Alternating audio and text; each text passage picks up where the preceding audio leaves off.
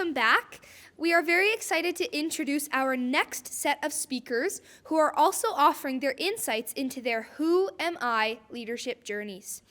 After our Who Am I story, the second story that leaders need to be able to tell is Who Are We as a team? Our Year 1 students are actually divided into success teams from the beginning of the year.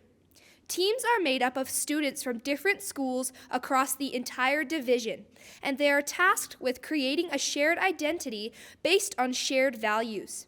This helps build a sense of belonging within a team.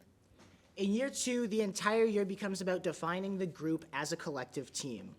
Their collaborative project is planning and executing the Middle School Leadership Conference together each and every year. Through this project, they ultimately learn much more about their Who Are We, and thereby their Who Are We story starts connecting on a personal level to build the relationships and deliver on shared goals for those projects.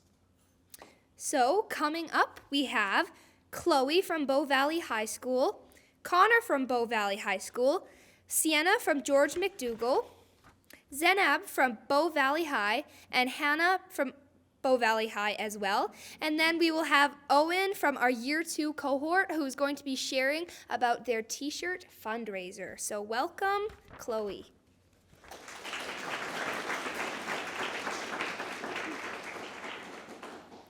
Hi, my name's Chloe, and I am a grade 12 student in Year 1. Now you might be wondering, what is a grade 12 student doing in Year 1? And it's pretty simple: anxiety. You know, the feeling in the pit of your stomach that makes your head spin and your heart race, and you don't know if you're going to pass out or throw up. There are so many other things that come with anxiety, like watching everyone else get ahead in life while you're stuck just first trying to learn how to survive. You are not alone. And as you grow your relationship with your anxiety, you learn so many other things that others may not, which is what shapes you not only as a person, but also as a leader. I remember in kindergarten, on the first day of school, and I was far too scared to talk to the teacher, but I really had to go to the bathroom. And so I wet myself in front of the entire class, which does not make the situation very easy for an already anxious 5-year-old. But throughout my anxiety journey, I have learned that you build a relationship with your anxiety, that you decide whether it's positive or negative. It may never fully go away, but you get to decide whether you control your anxiety or your anxiety controls you. I've learned you control your anxiety through 3 key moments: your can moment, your will moment, and your did moment. Now the first is your can moment, and this is the moment when you realize you can do something. You can do whatever it is your anxiety is telling you can't. You stop telling yourself, it's too hard, I can't do it, or I've never been able to before, why should I be able to now? For me, my can moment was in grade 3 in Miss Bishop's class, when I had to share my story in front of the entire class. And I remember standing in front of the entire class crying, and my teacher looked me in the eyes and she said, you can, you will, you did.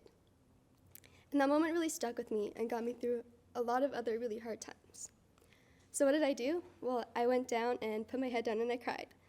But even though I never shared my story that day, I was able to put myself through scarier moments, and those scarier moments did not seem as scary the next time. This is your visualization moment, because even though I never shared my story, I imagined myself up there. I stood up there and I realized I'm already up in front of everybody. How hard is it to say a few more words? And like with anything else, visualization is the first step. The next step is your will moment, and this is the moment where you cross a threshold and try something that you know you can do, but is terrifying. This is the moment where you push the boundaries that your anxiety has set for yourself, and you tell it that it is wrong. For me, if I did not have the anxiety I did as a kid, I 100% would have been a theater kid. And I almost did in grade 6 when I put my name on the sheet for Shrek the Musical. And I was going to the first meeting after school to the room where I thought I was supposed to be. But it wasn't the right room, and there was nobody there. So I ran to the bathroom, and I called my mom, and I said, Mom, you gotta come pick me up. She tried to calm me down, and she tried to get me to go to the room, but I made her come pick me up. And even though I never made it to that room that day, I was still incredibly successful, because you can have a success without accomplishment. Because success to me is learning and growing from the experiences that terrify you and challenge you. Because then the next time, it is not so scary. And the next time is your did moment. And this is the moment where you look back and you say, I did it. You look back on all of your can and all of your will moments, and you say, I did it. You look at where those moments led to now and how you've grown with your anxiety and how you've become the person you are. For me, myself, from even a few months ago, would not be up here in front of 100 strangers telling you about the time I peed my pants in kindergarten. But now I'm up here saying I did it. I'm looking back on all of my can and all of my moments with all of you and seeing how the path that it is carved to be the person I am, not only as a person, but also as a leader. The thing about anxiety is it's always made me angry about how some of us are stuck on this journey we were forced to embark on, while others are allowed to live. But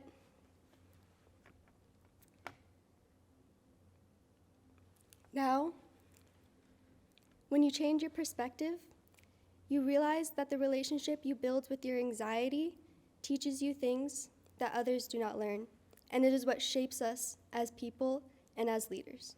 As a leader, I'm extremely grateful to be sharing this moment with all of you, because I'm not only telling you, but I'm showing you. I'm showing you that it is possible to be stronger than your anxiety. I'm showing you that you are not the only one. You are not your anxiety, and that you can, you will, you did.